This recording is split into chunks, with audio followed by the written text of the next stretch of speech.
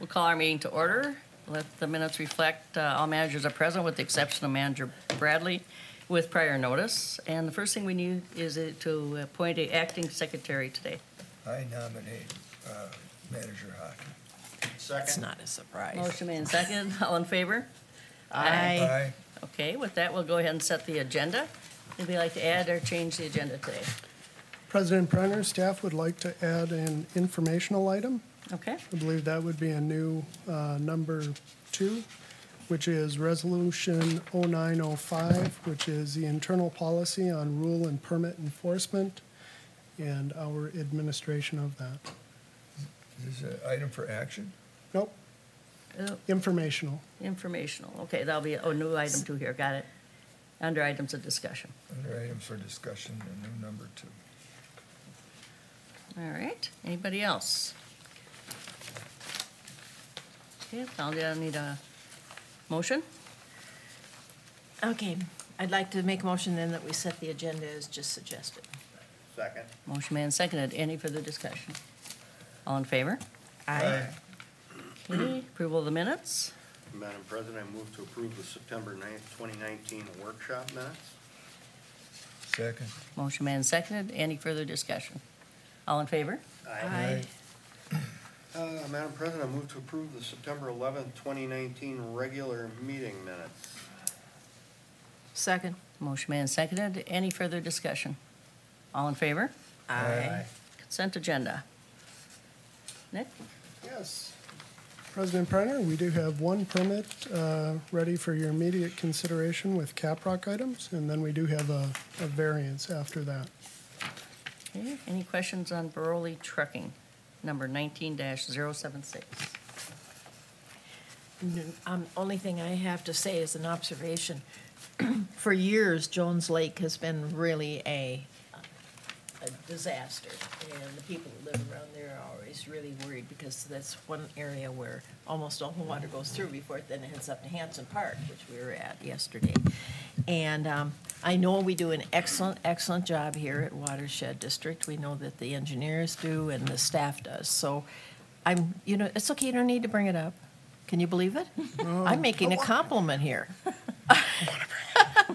I just wanted to say that I'm trusting you totally on this one because I know that it has been a resource of concern of not just us, but the people that live around it. So I'm trusting you. Yes. Hi, Mike. Or not Mike. Nick. What did you want? President Go ahead. Brenner, if I could, Manager Hockey, thank you very much for the compliment to our engineer and staff. I did think about this actually when this morning, and I appreciate you bringing up the point about Jones Lake. And the reason I'm noting that is, as you recognize, this does eventually drain to Jones Lake. So here is your district rule in action. For the discharge of the sites, you can see the 80% component of your rule reducing the volume of water heading to Jones Lake, or excuse me, I should correct that. The volume is held on site for a longer period of time and bled out slower to help reduce the flooding implications downstream. So it's a good point that you recognize the district rule in regards to Jones Lake. So again, like I'm showing here in the 100-year event, the 10 or the 2, the existing discharge of 31.6 in the 100-year, for example, is down to 25.3. And that is an outcome of your rule. Good, and that's all because of that, and that's what you're able to accomplish on Jones Lake, reducing that. Thank you, engineers, too. Brilliant minds. Madam President, Manager Hockey, just wanted to also add one thing regarding that, and you're most likely aware or remember this, we are working in the process with the City of Roseville, New Brighton, and St. Anthony on the project to evaluate projects in that corridor, including Jones Lake, and that'll be something you'll be seeing soon. The next phase, or phase 2 of the project, a memo that we prepared on that we'll be presenting to you to talk about some of the project solutions that we've evaluated, and as I know, one of them is in that Jones on Jones Lake itself, so. Thank you. Good. Keeping all that in mind. Okay, we Okay. need a motion. Page 19. Yeah. Okay, I make a motion that we, I'm sure it's a cap rock, right? Jones Lake. All right, that we cap rock on the permit number 19076 and follow the rules and recommendations that are already established in the engineer's report. Second. Motion made and seconded. Any further discussion? All in favor? Aye. Aye. Okay, next. Yes. Variance request. Yeah. Yes, President Preiner, correct. We now have a variance request, District File 19-086 for Ken Zarling and Linda Menke. This is at 5480 Lake Avenue, and it revolves around the construction of a garage. I'll do the call-in response with Mr. Otterness on the application and its criteria in the review. I brought up on the screen the site itself. You can see the cursor kind of moving it across the parcel. The site is actually right here. That is an existing garage of 10 by 16 feet in size, and it is to be replaced with a 22 by 26 foot two-car garage. The property is approximately 1.14 acres. 572 square feet of area will be disturbed by the project in placing the new garage. There'll be an increase of 550 square feet. The site drains west under Lexington Avenue to the main trunk of Ramsey County Ditch 1, and then to Rice Creek and eventually to Long Lake. I'll bring up then the, Actually, the place is on Turtle Lake, and it drains to Long Lake, right? yep, let me, Excuse me, Yes, that the- lake was called Turtle Lake that it's on. correct. It's on Turtle Lake, but it drains to Long Lake. Did I say Okay, that? yeah, I understand once it goes into the ditch, we can go over to that. But while you've got this up here, the house, oh, I'm sorry, I'm jumping way ahead. Okay, go ahead, go through your speech. Okay, thank you.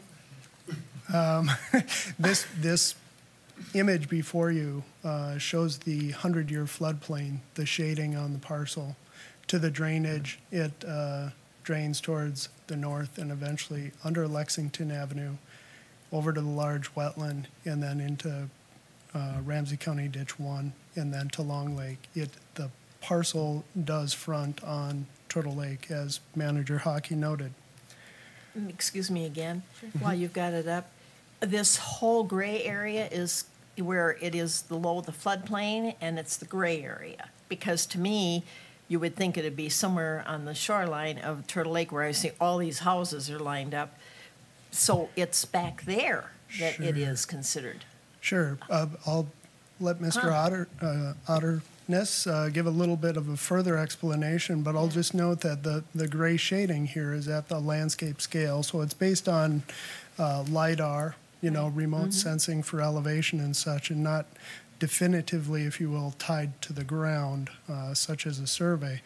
But you're generally correct. There is flooding that does occur from the backside in conjunction with the large wetland off to the west, and then I imagine the two compete, and then the other takes over the other. Anything to add to that, Chris, or did I get that right? Sure, so, Turtle Lake, is a landlocked basin. Yeah. For the 100-year event, it will overflow out, and it ends up overflowing out toward the northwest and into that basin, which is one of the reasons why that basin has such a Bounce. large, extensive floodplain to it, is it gets that overflow from Turtle Lake there. And so that's why the majority of their property is actually on the downstream end from Turtle Lake that gets that backwater flow. And it's only when the flow equalizes underneath Lexington Avenue at which the water level will finally start to go down in that area. Wow, thank you.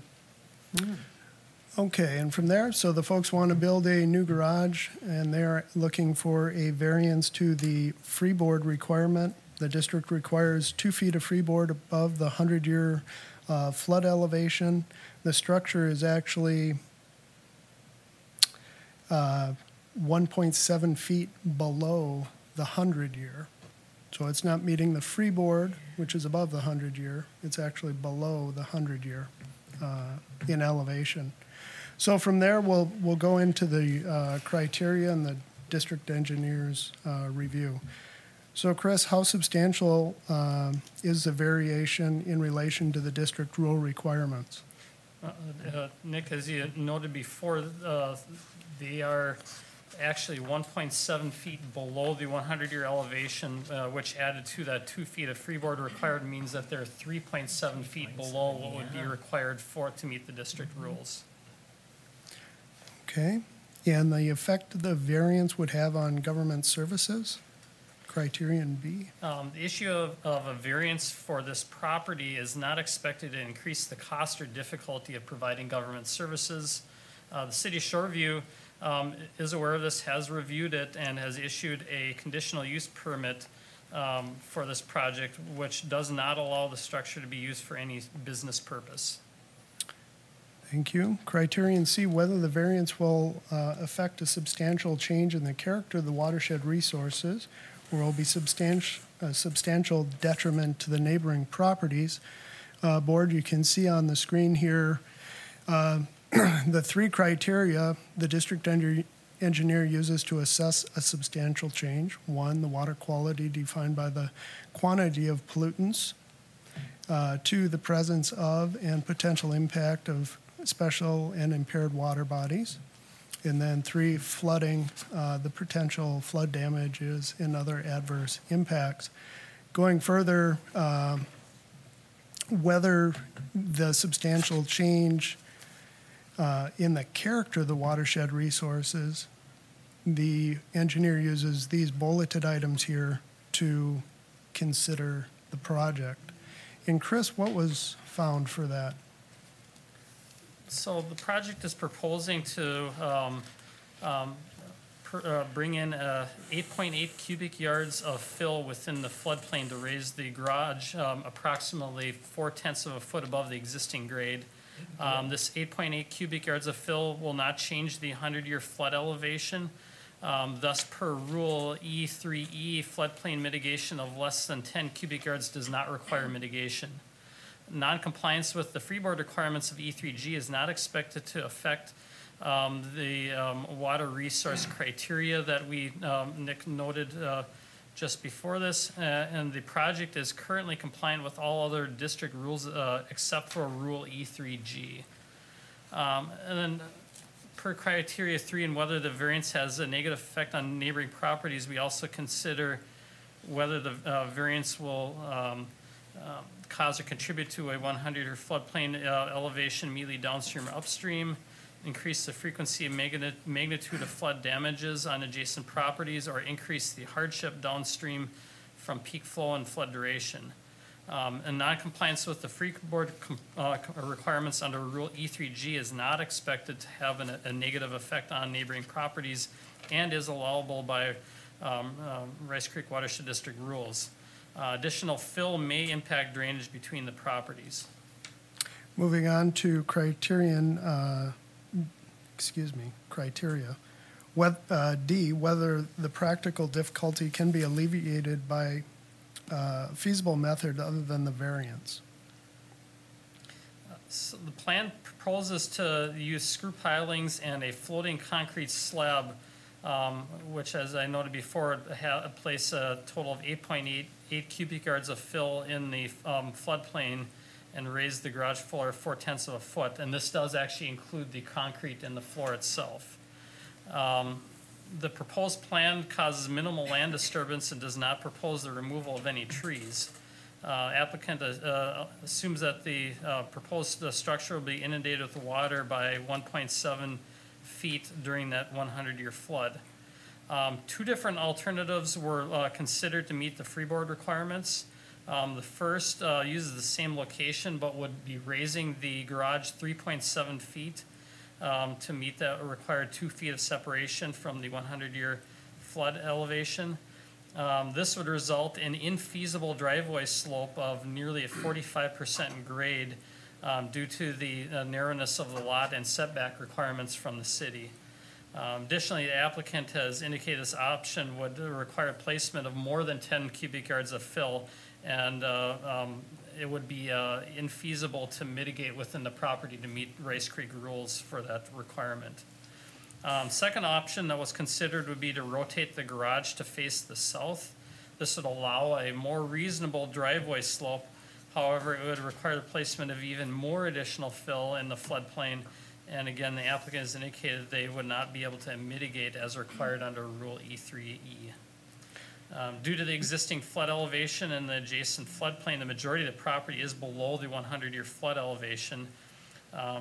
As such, applicant has indicated, again, that it would be infeasible to provide a floodplain mitigation. As a district engineer, we concur with this statement. As such, the applicant has raised the garage to the highest extent possible while keeping floodplain impacts to below the minimum, or I should say below the mitigation threshold. By requesting the variance on the freeboard requirement, the applicants have assumed the risk on their own structure rather than adding potential risk to their neighbors due to the increase in fill. I do have a quick question on that, Chris. Or how do we control it then? So let's assume these people get up, move away in a couple of years, and the people buy it. Thank and- you. And then they have a garage under water? Yep, Or that's how right. do we know that That's- they're gonna know that this is there? It's going to be written. Yeah. President Preiner, Board of Managers, good question. As we have in the past, we'd be looking for, if the board approves the variance, as a condition of that, we would look for the landowner to record on the property, specifically indicating that this structure is built below the 100-year, and it does have that chance of So it'd be flooding. recorded for Yes, sure. it's going to be recorded. That's correct. All right. Madam President, just to follow up on your question, that's what I expected the answer to be, but I just want to check, how do we verify that that's been done? The district staff would be a condition of that, and we would look for a copy of the recorded document, Before you approve the the permit? permit to begin work. Thank you. Correct. I just wanted to make sure that was clear, because I agree with President Preiner that when I read this, the first fear of mine was future owners, and it could be several years, and then Nobody would know the difference. nobody knows the for difference, years, and, yeah. oh, it's never happened before, and, and looking at the amount of homes that are there, it'd be just massive. It seems to me that there are a lot of homes under that gray area there. It must be an older building area. Another question, which you probably don't have, when the existing garage where it's been, has it ever had any water in it in the first place? I'm wondering. If there was ever water in the old garage, and then I know they're expanding this to, like, from a single to a double car garage. Plus they're raising it, so. Yeah, by 4/10 of a foot, yeah, big deal, but That I matters. just wondered whether it's ever had any flooding, and that's just a curiosity on my part. I'm not objecting to anything.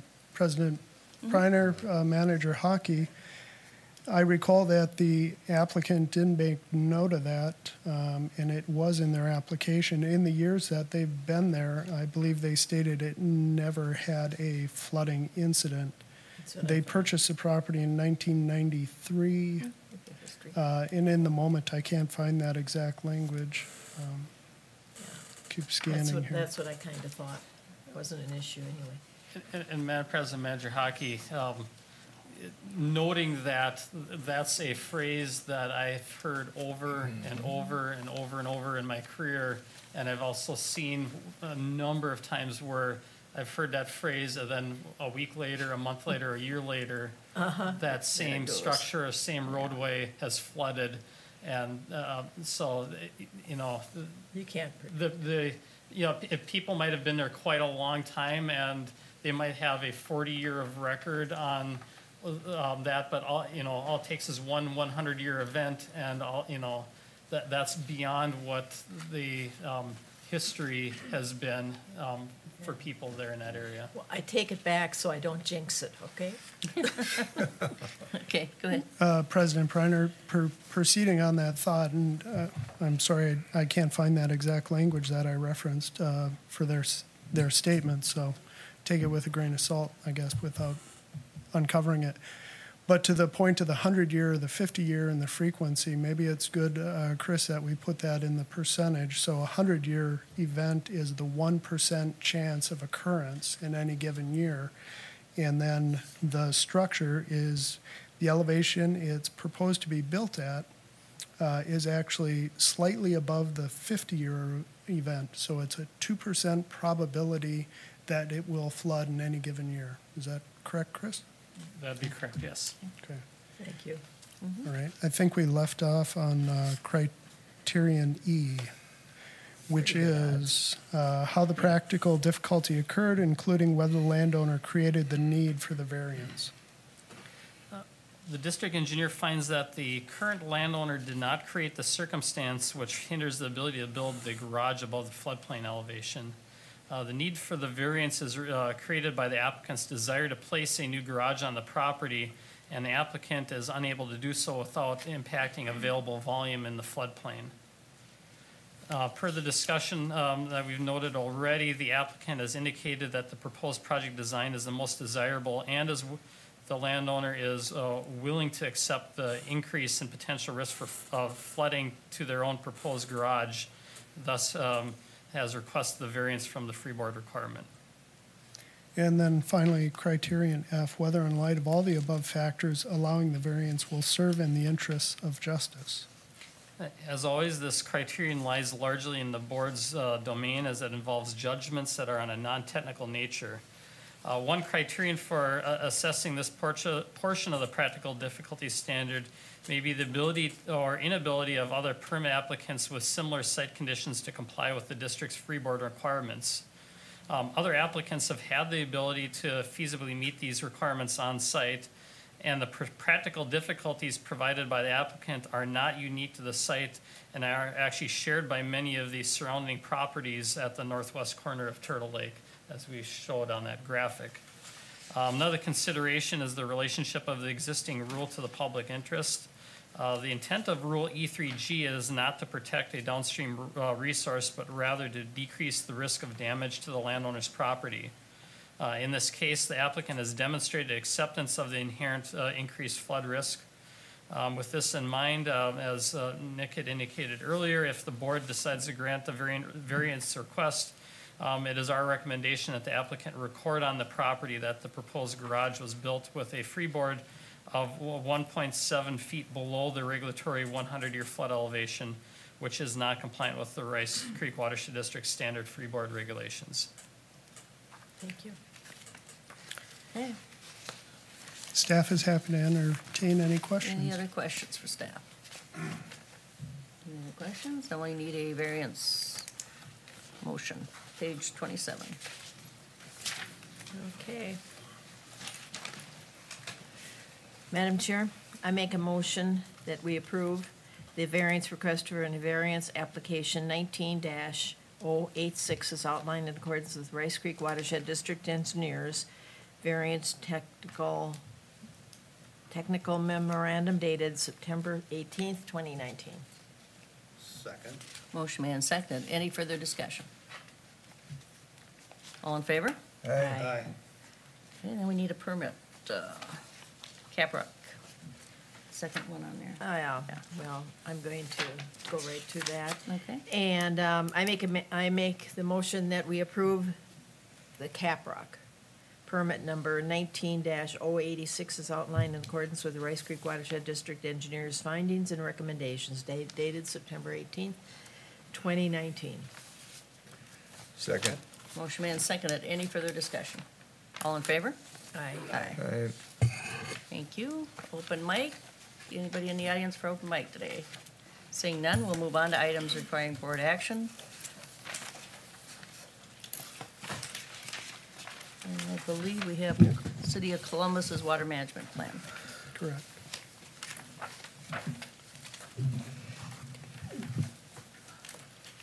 Good morning, President Preiner, Board of Managers. For consideration today is the City of Columbus's local water plan. In your packets, you'll find, starting on page 44, a draft resolution, the executive summary on page 46, the identified water resource issues starting on page 47, and the city CIP table on page 51. The City of Columbus submitted their local water plan to all agencies for formal agency review on July 18th of last year. The district reviewed for consistency with the district's watershed management plan and Minnesota Rules 8410 and Minnesota Statute 103B 235, and the district and Met Council submitted comments on the plan. The city's final draft submitted to the district on September 16th of this year sufficiently addresses all comments and is now consistent with district and state requirements. The city has identified a few water resource issues within the district boundary, which again start on page 47 in your packets, and these include water quality and water quantity issues. The city drains to several impaired waters within the district boundary, including Hardwood Creek and Peltier Lake and Martian Lake as well. And these are addressed in more detail on page 48, section 6.4. And the city also has existing flooding at ACD 1022-32 north of Pine Street, and existing and future drainage issues in the ACD 15 freeway district, which are described more on page 48 in section 6.2. To help improve water quality, the city will participate in the district's efforts to improve water quality of these impaired waters and encourage BMPs. The city will also implement and enforce its existing zoning and subdivision ordinances to help assist with the protection of these water resources. To address the water quantity issues, the city will evaluate regional stormwater treatment opportunities in the ACD 1022-32 areas and the area in the ACD 15 freeway district. And these are included in the city CIP table on page 51, projects 2 and 3 on this slide here, and which are highlighted in orange. And the city has recently partnered with the district on a regional stormwater management plan for the ACD 15 freeway district area in order to evaluate potential stormwater projects. And this is expected to be completed sometime this year. To conclude, staff find that the City of Columbus's local water plan is consistent with district and state requirements. Staff recommends approval of the City of Columbus's local water plan as submitted to the district on September 16th of this year. Any questions? For Lauren? Yeah. Okay, guess we need a motion. Thank you, Lauren. Thank you. Madam President, I move to also Resolution 2019-27, considering the approval of Columbus Local Water Management Plan with the following resolution, that the Rice Creek Watershed Board of Managers hereby approves the City of Columbus Local Water Management Plan as submitted on September 16th, 2019. Second. Motion made and seconded. Any further discussion? We'll go with a roll call. Waller? Yes. Hockey? Yes. Bradley absent. Wakeman? Yes. Reiner, yes. Motion passes. Thank you. Thank you, Lauren. Okay, final payments. Kyle? This is a slam dunk. Before we start this, I just want to commend Kyle on his speech yesterday. I think he did great at Hanson Park, and I appreciate all the effort you made in getting that project to completion. Madam President. you. Agree. Fantastic. I think it, what was it? It was a very nice celebration yesterday. And it was enjoyable to walk across the pile. I walk across the pond. No, I didn't quite. Goodness, Mr. Waller. I did walk across the pond, but I was on the bridge. And, but the pile and the shrinkage, and you could feel the softness from the peat soils to the edge of the rim where the mineral soils were. And I did not see any obstruction to any views during the wintertime when all the foliage is gone by anyone's homes there. And the slope was towards the pond. It wasn't back towards their homes. So, and it was enjoyable to see the sand filter system functioning. And many people were in that park enjoying it all the way around. So, Mr. Project Manager, you are commended. Very good. Thank you very much. Happy to be involved.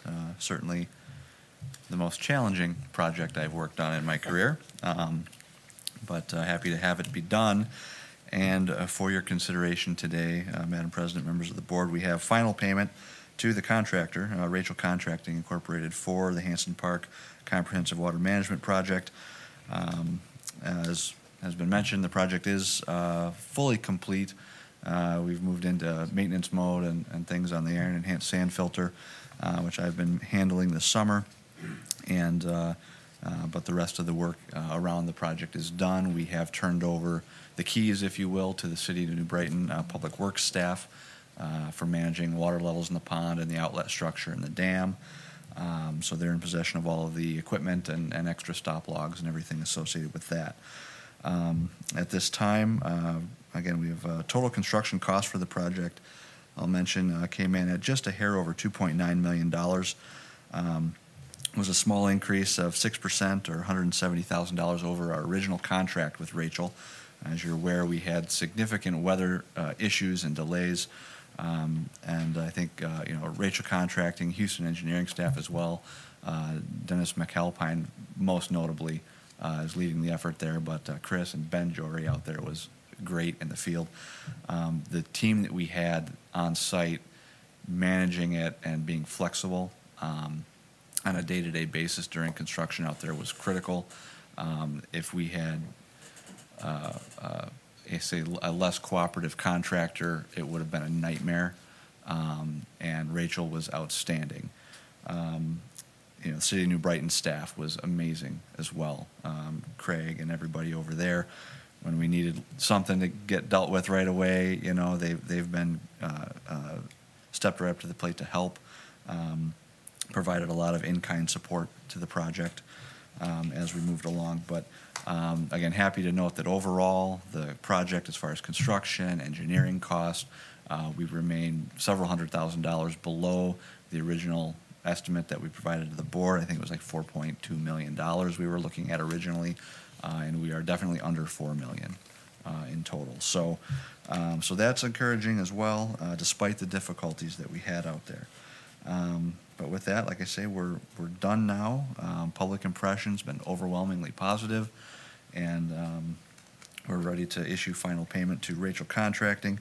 One item of note that was erroneously omitted from your board packet, we did remove a lot of the IC 134 forms and contractor, lien waivers and things, just to save some paper. We did have one issue at the very end of the project. A subcontractor that did the seeding out there accidentally seeded 2 of the iron enhanced sand filter beds.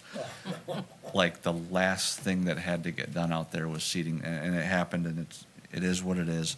And I do have a notarized agreement from the subcontractor's owner that if there are additional weeding or plant management removal needing to be done in the 2 beds, 2 of the 4 got seeded. So we have a good control on the other 2 that did not.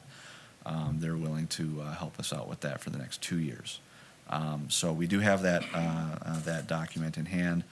Hopefully we won't need to use it, and certainly we'll be monitoring that moving forward, but we don't want that to become a blanket of vegetation. We want the filter beds to remain open sand. And I haven't seen, there's a little bit of growth maybe in one of the beds, but like I say, we'll keep an eye on that, and if we have to get them out there, we will. So with that, staff recommends final payment to Rachel Contracting of $106,875.33 to close the project out.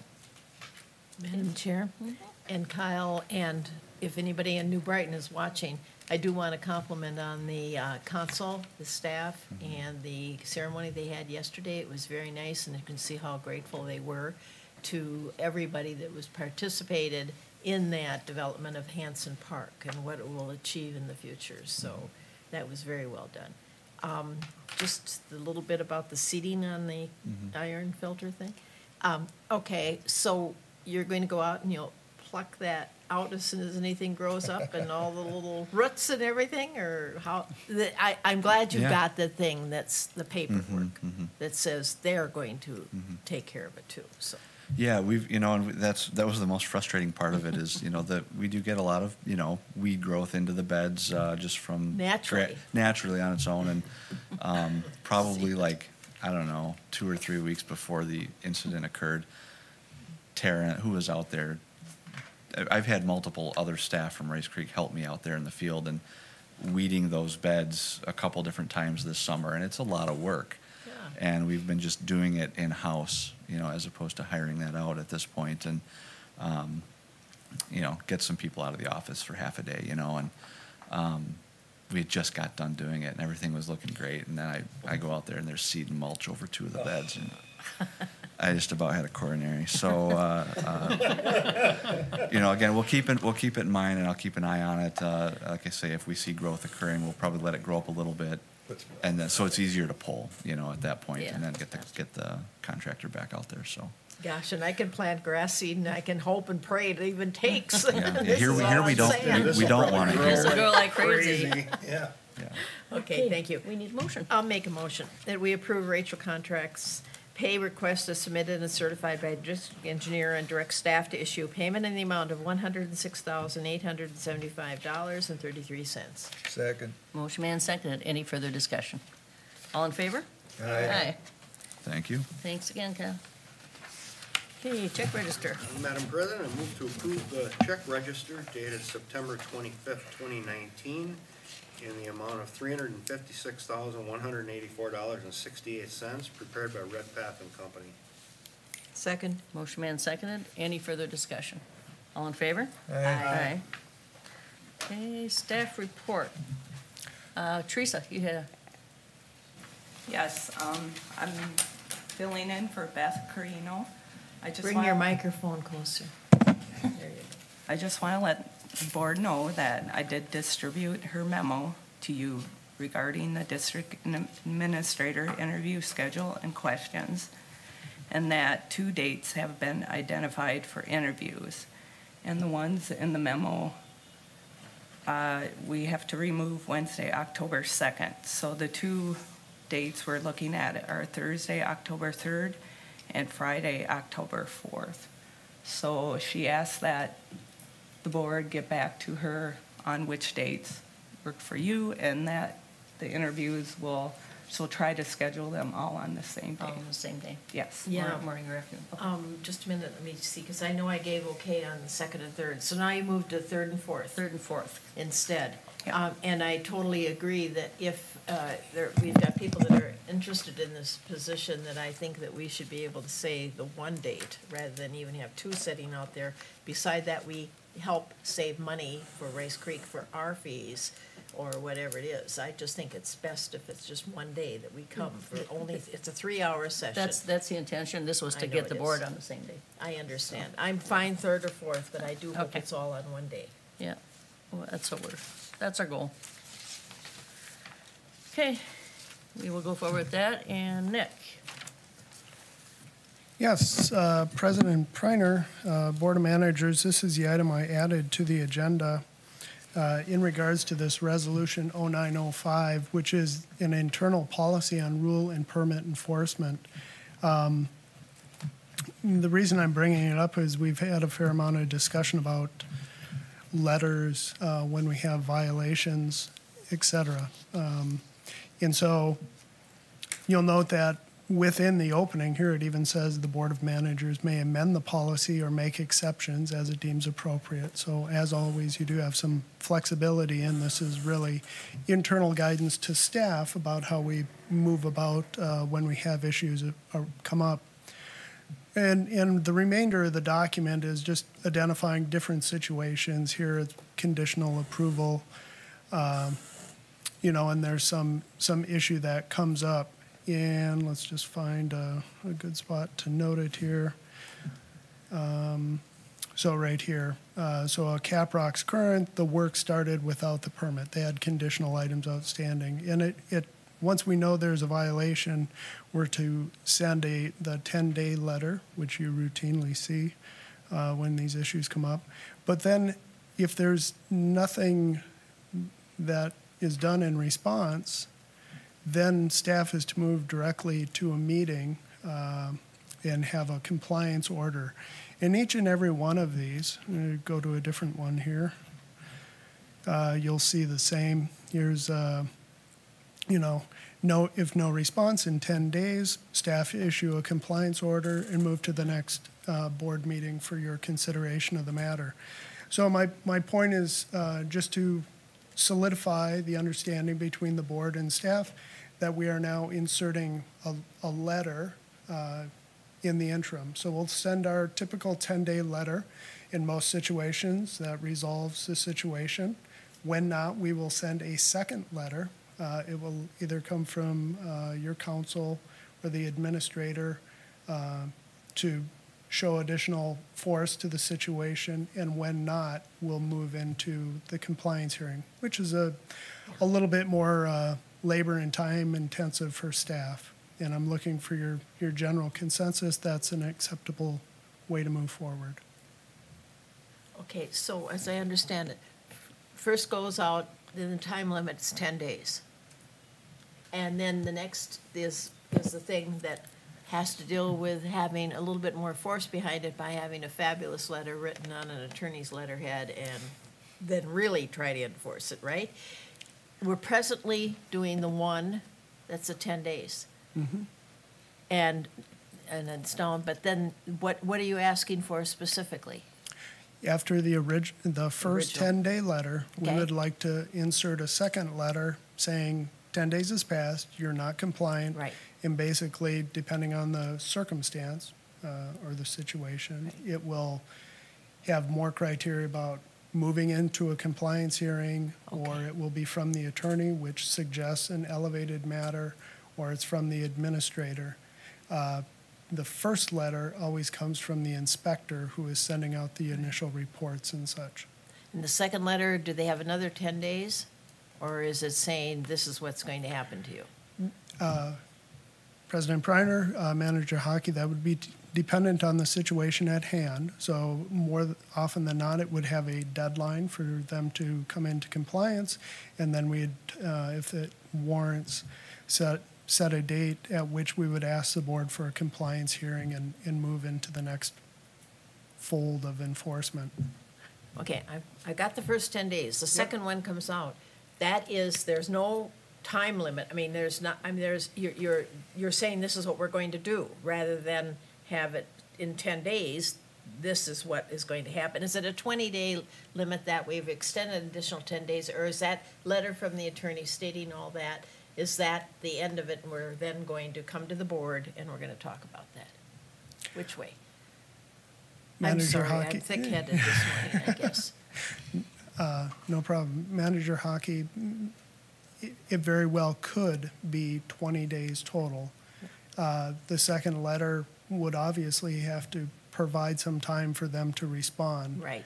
The intent of the second letter, too, is to show an elevated position of the district of you have your inspector telling you to come into compliance in 10 days. You have failed to do that. They have directed to the administrator and or the council of the board to further define the noncompliance item and that it needs to come into compliance. That typically is associated with a deadline, and from there, noncompliance would result in a hearing before the board. Got it, I love it. Then I have a question. Do you want that written in here, or do we just want to leave it as a procedure that we do if we could have the option to do that anyway? All right, what are you thinking on that? President Preiner, the intent of pointing it out is just transparency and clarity with the board. So Okay. you've given us Leeway. defined terms on how to proceed. It does allow some change based on circumstances, but we've recently, we sent a number of letters instead of coming to you and saying, Right. we would like you to order a compliance hearing. And so we're just putting into our process that letter instead of coming immediately and asking for the compliance hearing. Good. Stick it in the policy and however you're gonna write that, and you can show it to us, but I think it sounds like a great idea. Madam President. Okay, I just want to make, I want to continue on President Priner's question line here. This letter would be written with the signature of the permit coordinator. In other words, the first letter is with the inspector, the second letter would be with another administrative level within this office without going to the attorney's office. Could be either, right? I'd like it. Correct. from the- President Preiner, Manager Waller, it could be either. I would suggest that it is either the administrator or the attorney, and Yes. dependent on the circumstances. So Right. I will share with you two situations immediately following this item, one of which it's a concern in regards to the applicability of our regulation, and that one we felt best to come from your council. The other one is about not interpretation of the rule, but application on the site, in which that one is intended to come from the administrator. Well, Madam President, I'd prefer if we're going to start running second letters as a regular procedural basis. I don't have any problem inserting that in a rule, but I think it should come from the administrator or prior to going down to the attorney's office. I think maybe the attorney would, if we're going to get to the point where there's a compliance, then we can talk to the attorney then. But this second letter should be an administrative level without going to the legal office. I think maybe that should be the administrator's call I do too. at that point. I do too. you The know. administrator can decide as to which one. If it's gonna go into the legal end, Yeah. definitely the attorney should say Yeah, it. yeah. I Well, agree.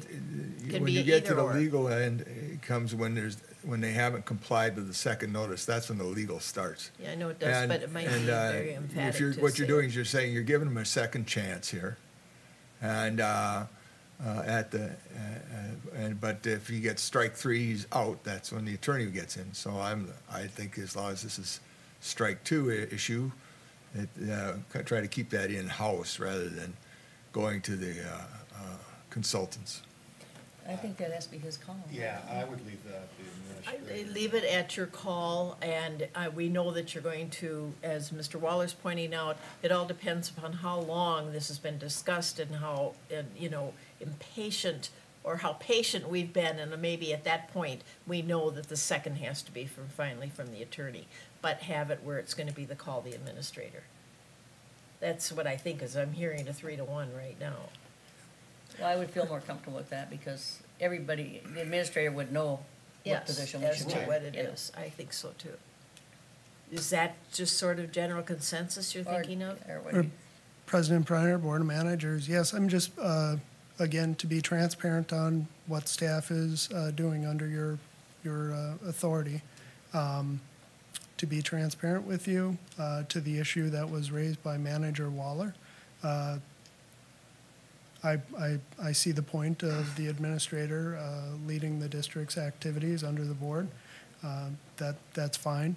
I suspect, to the comment of the rest of the managers, that consultation with your council may yield a different outcome. But, and I don't know if your council has a distinction to share with you of why one might be more important to do through council or not.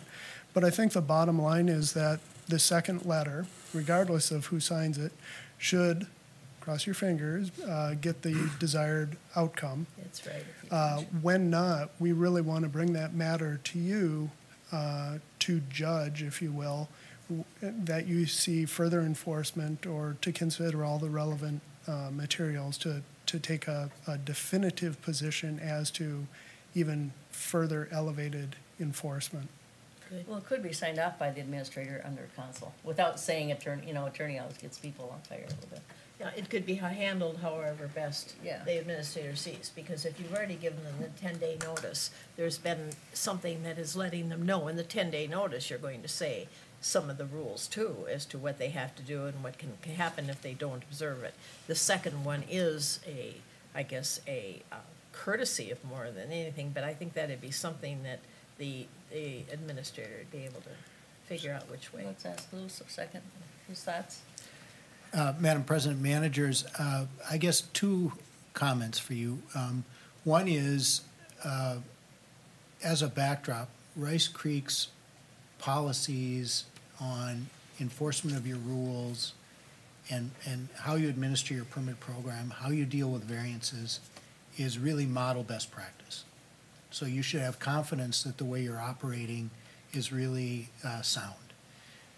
When it gets to rule violations, what we're looking for is the use of what we call prosecutorial discretion. And what the administrator is bringing to you is making sure the board is supportive of how that discretion is being exercised, that the board is engaged in the appropriate way to guide these enforcement actions. So you're always wanting to balance the board's oversight and kind of parameters, sideboards on how the discretion is exercised, but also leaving it to your administrator to be able to make judgments about what's appropriate in different circumstances. These violations can vary quite widely from a serious problem of disregarding the district's jurisdiction and posing a threat to your water resources in a really active way to more administrative compliance, kind of paperwork violations. So you're looking to your administrator to make judgments along the way about when it's time to engage, the attorney, when it's time to hold a hearing, when it's time to ask the board to go to court. The good thing about your policies is you're giving the administrator really some guidance and steps to take, but also discretion. So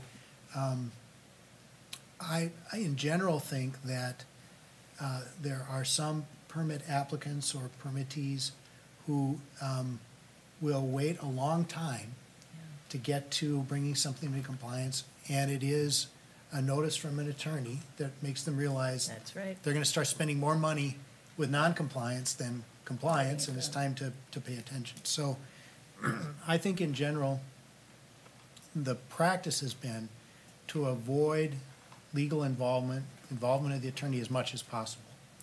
And leaving some of this within your administrative discretion is I think, a sound approach. Just, I think, yes, I think putting it in that way with the administrator doing that discretion, but I don't know what little sentence, it could be the parentheses or go to attorney immediately. I mean, or write an attorney letter at that point.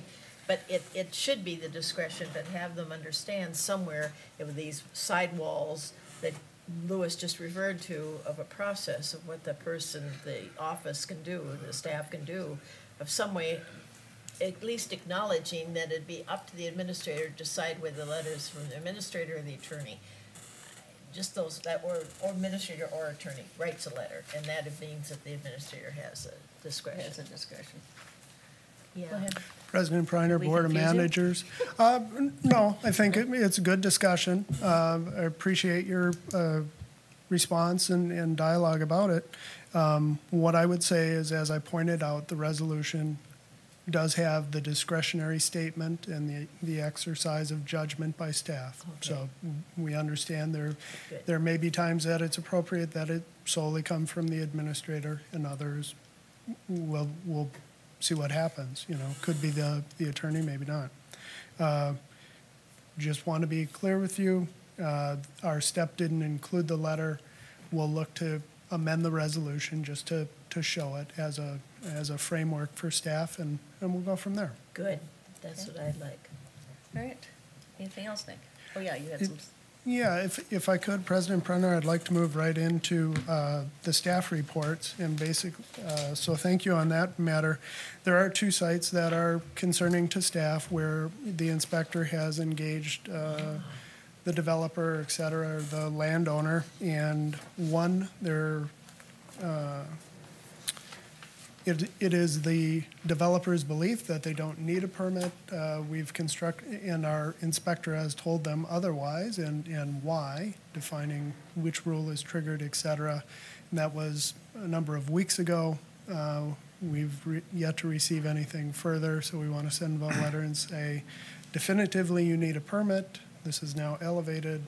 We're moving forward. That's on 213 Park Avenue in Matamidi, and it's associated with District File 19-155R for the record. And then the second letter that staff is looking to send is in regards to 34 Delwood Road in Delwood. Here, there's an ongoing issue with a concrete washout where the inspector has identified that just dumping the concrete waste on the ground is not consistent with the regulation.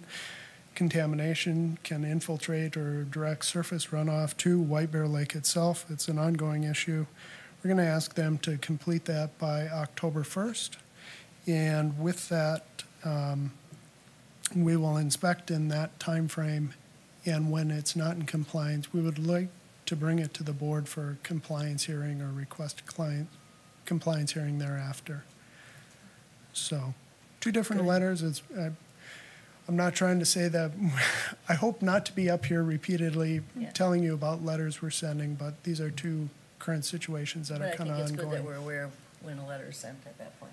Absolutely. Do with them, and it sounds like it's been an ongoing, the inspectors repeatedly told the item number Yes. one that you're talking about. And so, yeah, at this point in time, whatever you have to do to ramp it up a little bit. Okay, thank you. Moving on with my staff items. We've discussed Kasha 12 in the past. A number of landowners in the area that have expressed a concern to, I believe, Manager Waller, and also called the district and others. I noted before that Washington Conservation District has been engaged by the county to assist them in best management practice on the site. The inspector would say things are better. And the discharges have not been happening. It's worthwhile to note that some of the event was under 4 inches of rain. Not an excuse, but a circumstance that has to be dealt with, as Mother Nature dictates. And the landowners have been contacted, so we've been discussing with them our role in this and how we've moved forward. One other item, Washington County has contacted the district for what is the annual, the 2020 Watershed Management Organization budgets presentation to the Washington County Board of Commissioners, and that is to take place on Tuesday, October 15th. That is after their board's regular meeting. It's anticipated to be at 10 a.m. And so staff has submitted our budget, a slide with our activities in the area, issues that we're currently confronted with, and how we're doing in our section of Washington County. I think over the past years, we've posted it, because a lot of times some of the members want to go. I don't know if that'd be appropriate. I think probably just go ahead in case anybody wants to. Yes. We're in the process of doing that, President Preiner. Thank you. Yep. All right. Anything else? Nothing else. Thank you. Thank you. October calendar? I guess I do have something else, President Go Preiner. ahead. Just to note, October 8th, Tuesday at 6:30, that is the JD3 landowner meeting that we've been discussing.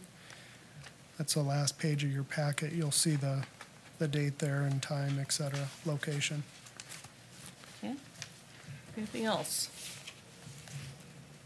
Manager updates. Manager Wegman. Yes, I did have one thing.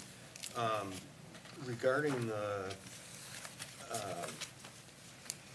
variance issue we had today, if nobody has any objections, I'd like to put that down for a workshop where we can talk about that for a couple minutes. This here seems to me like a perfect example of one that possibly could have been taken care of by the administrator without coming to the board.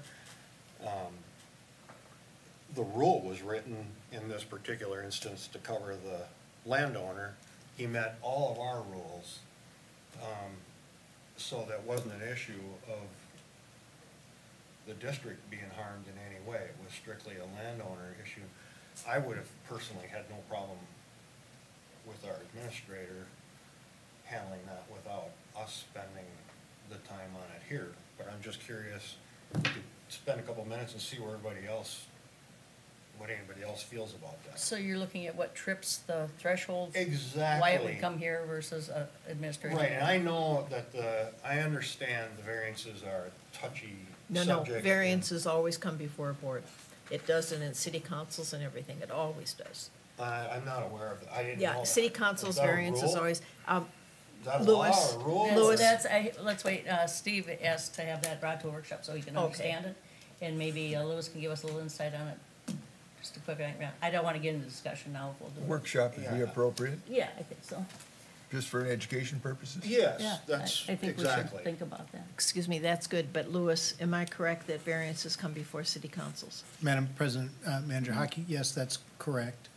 But nevertheless, maybe this kind of situation could be, a rule revision would create a situation where a variance wouldn't be It wouldn't be necessary. necessary, that'd be the threshold. So for- you would revise your rules and discuss certain criteria. Yeah, but variances in do general, come. variances are brought. Yeah, and I understand the seriousness of the variances, but this just seemed like a very good instance where it's pretty cut and dried.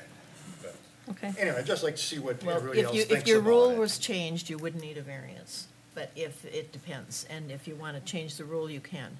But at this present time, and any time I've seen it, it goes before a board. Let me just ask Nick then to go ahead and put it onto a workshop for us. Sure, put it on the workshop. And we anyway. will discuss if we want to set different thresholds or something to make it work better. And I will oppose Yes. anything where variance doesn't come before a board. Well, if Well, it nothing might else, not be a I will variance. learn something. Yeah, Okay. Okay. Okay. anything else? Yeah, question. The location of this meeting that's going to be the Washington County budget at October 15th at 10 a.m. Where's Washington County? The one that, Government Center at Washington County, Off of fifth floor, the 36. boardroom. okay, excuse me, it is then the one that's off of Highway 36? Yes. Yes, it is. In Washington County. Okay, anybody else? Manager Waller? Thank you, Madam President. First of all, the water's flowing very rapidly out of White Bear Lake, out of both pipes, all the way across the highway. Right. And in checking all the culverts, even the ones that go across the old railroad, where it's flowing, there are large dead carp there. Opened used the to we trap stormwater them. pond had near the crossing for 96. Can't tell which way they were going, but they're definitely laying on the shore. I attended the legislative subcommittee meeting this month, and Representative Torkelson made a comment that I thought was very important. And he said that it's not just a question of stormwater on the land that we're receiving, but we're actually having more rain.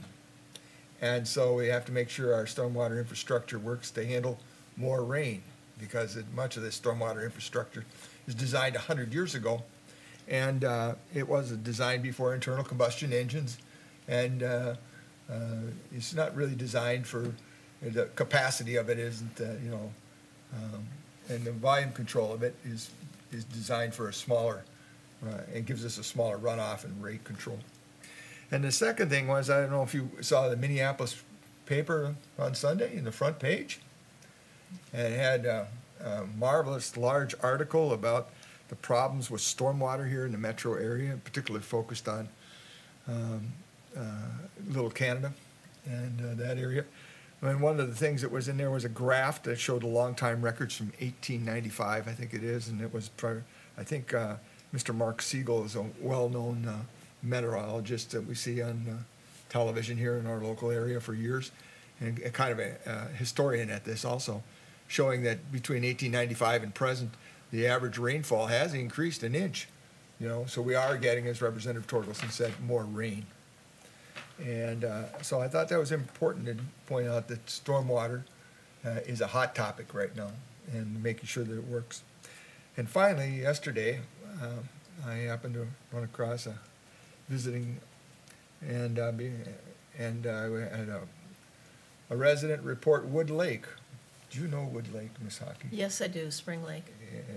It was called Wood Lake at one time. Oh, is it Spring Lake? It is Spring Lake, yes. Well, this is Go what she ahead, called Mr. was Waller. Wood Lake, and she didn't know whether it was a pond or a lake. Anyways, it's in Mounds View, and she said it's in disastrous condition. It needs to be. It's been used as a stormwater pond, so maybe this isn't the same lake you're talking about, but this particular one, it needs some attention, and they've been running a pipe into it. So that's about the only thing I have here today. Well, I'm sure Wood Lake is a very popular name, so in a sense, but our lake is now called Spring Lake. Perhaps it is a different lake. Well, we can check on it. Yeah, you can Anything, check on Barbara, that. from you? No, thank you. Nothing for me, so. Need a move, oh, we got one more here. President Priner, perhaps it's timely to just give you a little bit of insight. Maybe you'll recall, and Chris could help me out here, the district revised its rules not too long ago, a number of years ago, to utilize what's called Atlas 14, which is a capture of the more recent Yes, rain events. So while a lot of this engineering and the basis was started quite some time ago, it's been recently updated. And I don't know if Chris could speak to that a little more, if that's helpful. Sure. So, Madam President, members of the board, the previous standard that Rice Creek Watershed District and, much or most of the rest of the engineering and scientific world in Minnesota used is referred to as TP40, and that was developed back in the 60s to determine what anticipated rainfalls would be in the area, particularly for large magnitude events, all the way from a 2-year or 50% chance to the 100-year 1% chance. And so, as Nick indicated, in more recent years, I think it was right around 2014 that Atlas 14 came out, which prompted the district to modify its rule to reflect a more modern standard to use in evaluating permits and even for using in our own internal purposes for evaluating the effects of our own projects.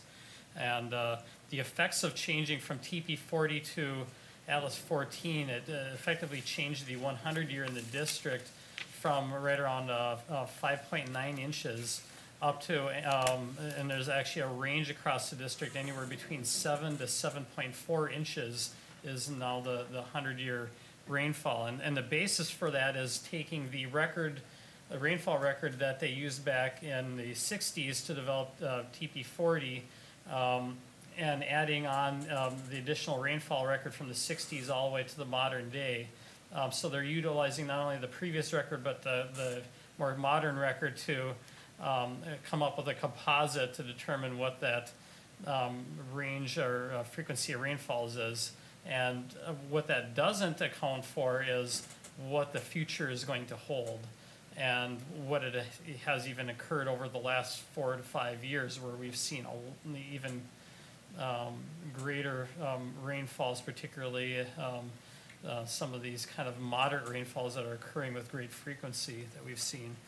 And so that's a question I get asked frequently from people is, well, aren't you looking to the future and coming up with a number that's going to tell us what's going to happen 10 years from now, how resilient the infrastructure is? And I personally don't have that crystal ball, and I don't know that really anybody really truly has that crystal ball. They can come up with estimates for what that might be, but in the end, there's a lot of variability in it, and who knows where we're at in the cycle, if we're at the peak of the cycle, if we're, on the upswing of the cycle. We don't know that yet, but the best that we have is what that Atlas 14 rainfall information is. Madam Chair, I think the key word is cycle, because we do see that things and everything goes up and down, even the stock market, so it's all cycles.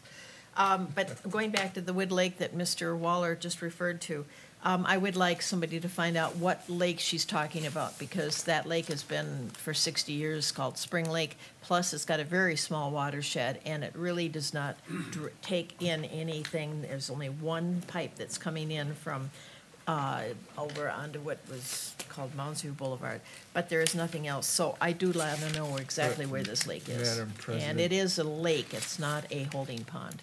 Madam President, I don't think they're talking about your particular lake. You don't have large apartment buildings on your lake, do you? No, but you were So- saying Mounds View and you I referred to said it me. is Wood Lake. I asked you if you knew where it was. That's what I asked you. Oh, I'm sorry. And you're the one Okay. that went into the Spring Lake dissertation. But I'd like to know what the Wood Lake is she's talking about. That'd be fine. Nick, anything else?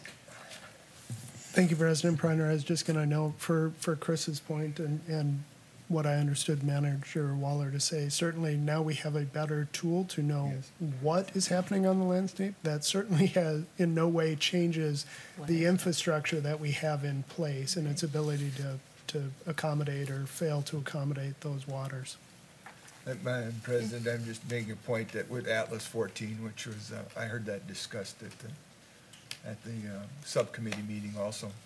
That we just need to keep our infrastructure that we have functioning, because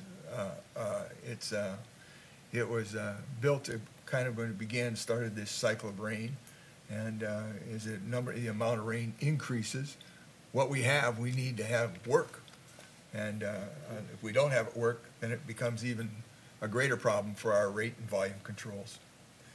And with that, Madam President, I'll move to adjourn the meeting. I will second that. Motion made and seconded. Any further discussion? All in favor? Aye. Aye.